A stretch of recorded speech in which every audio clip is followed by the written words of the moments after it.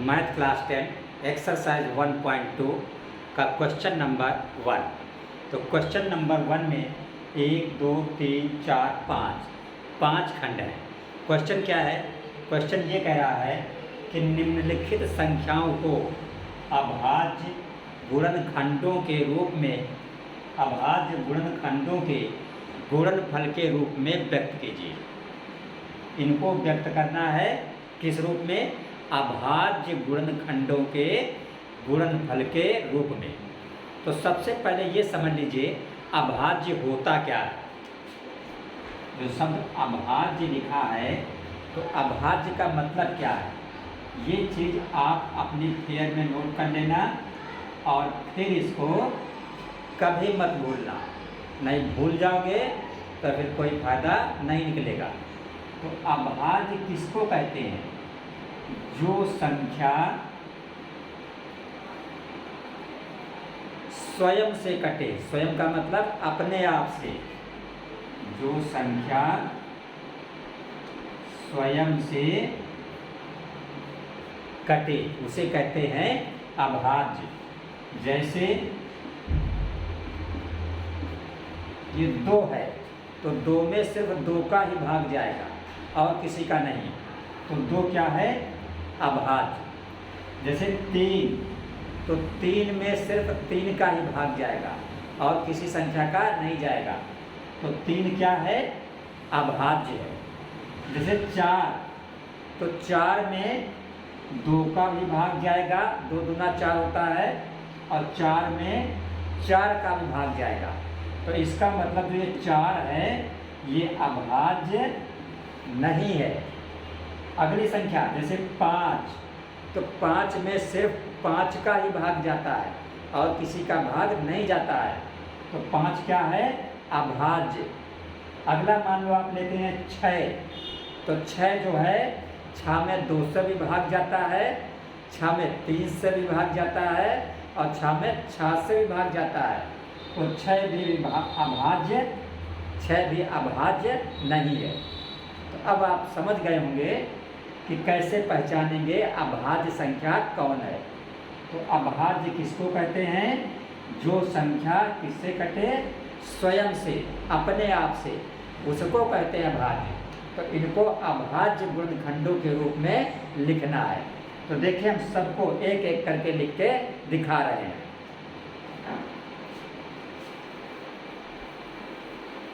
तो जो हम ब्लॉक करते हैं उसको नोट कर लिया करिए अपने फेयर पे, क्योंकि वो इम्पॉर्टेंट पॉइंट होता है।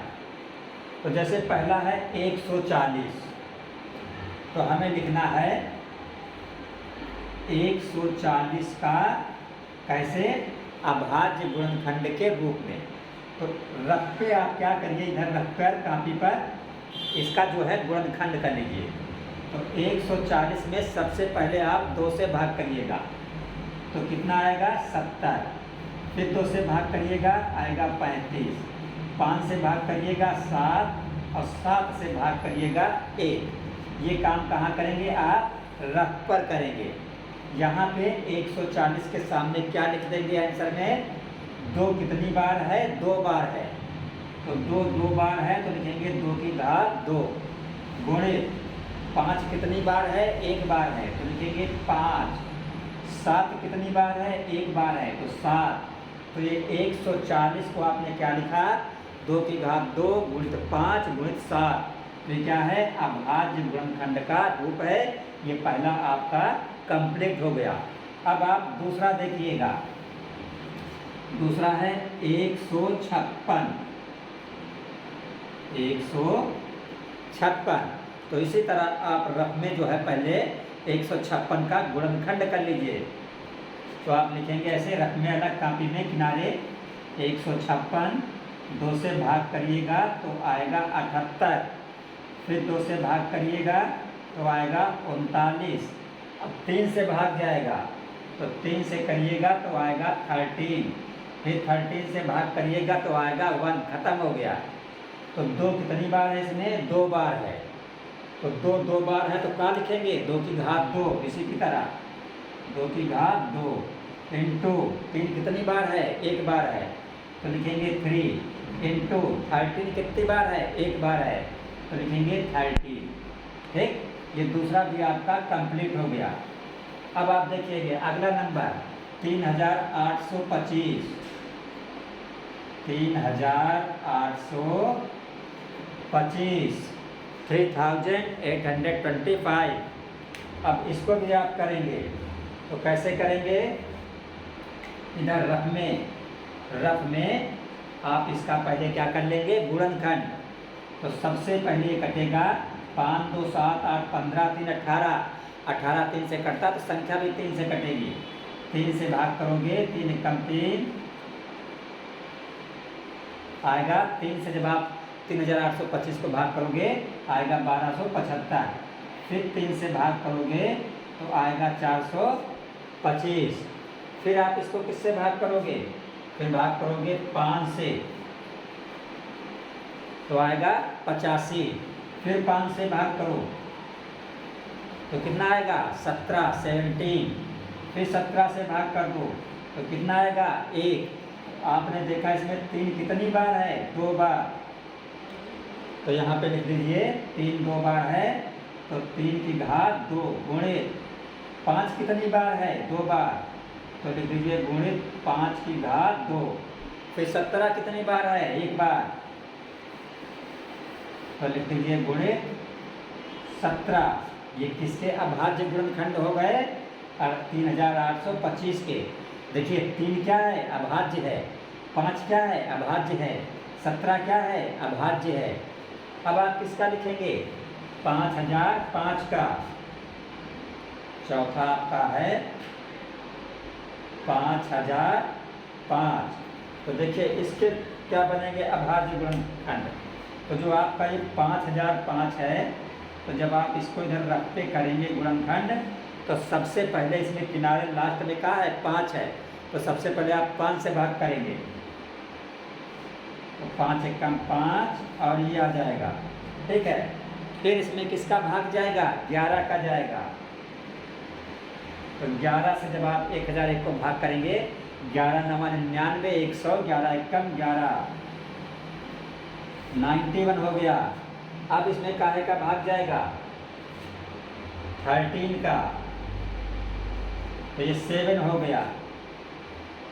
पहले 5 से भाग किया, थोड़ा उल्टा कर दिया, 5 के बाद हमें किससे करना चाहिए, 7 से, क्योंकि इसमें 7 का भाग जा रहा है। 7 एकम 7, 3 10, 7 चौक 28, 2 23, 7 3 21, फिर इसमें कर दें 11 का, अब 7 का नहीं जाएगा, तो 11 कम 11, 3 14, 11 3 33, अब इसमें कर दें 13 का, तो 13 एकम 13। तो 5 कितनी बार है, 1 बार, तो यहाँ पे लिख दीजिए 5। 7 कितनी बार है, 1 बार, तो 7। 11 कितनी बार है, 1 बार, तो 11। 13 कितनी बार है, 1 बार, 13। देखिए 5 भी अभाज्य है, 7 भी अभाज्य है, 11 भी अभाज्य है और 13 भी अभाज्य है। यही कह रहा था कि सबको अभाज्य गुणनखंडों के गुणनफल के रूप में लिखिए। अब आप फिर देखिएगा 5वां लिखा है 7429, तो 7429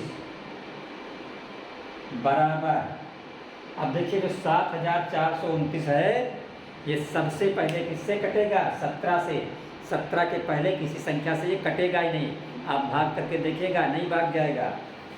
तो 7429 में सबसे पहले हम भाग किसका करेंगे, 17 का। तो जब 17 का भाग करेंगे तो 17 चक्कू 68, 6 बचेगा, 6 पे 2 62, 17 तय 51, 62 से क्या घटाओगे 11, 17 7 119। अब बचा 437, अब 437 ना 17 से कटेगा ना 18 से, अब ये 19 से कटेगा, तो 19 दूना 38, 5 बचेगा, 5 पे 7 57, तो 19 तय 57। अब कितना बचा 23, 23, तो 23 किसी से नहीं कटेगा, 23 सिर्फ 23 से ही कटेगा, तो 23 से डिवाइड किया तो 1 आ गया। तो देखिए एक 17 हुआ, 19 हुआ, 23 हुआ, तो इसके गुणनखंड क्या लिखेंगे, हम लिखेंगे 17 गुणित 19 गुणित 23। अब ये किसके गुणनखंड हैं? 7429 के। यहाँ आप देखिए 17 भी अभाज्य है, 19 भी अभाज्य है और 23 भी कैसा है? अभाज्य है। तो यही आपको लिखना था, क्वेश्चन नंबर 1 था। सबको आपको कैसे लिखना था? अभाज्य गुणनखंड के रूप में।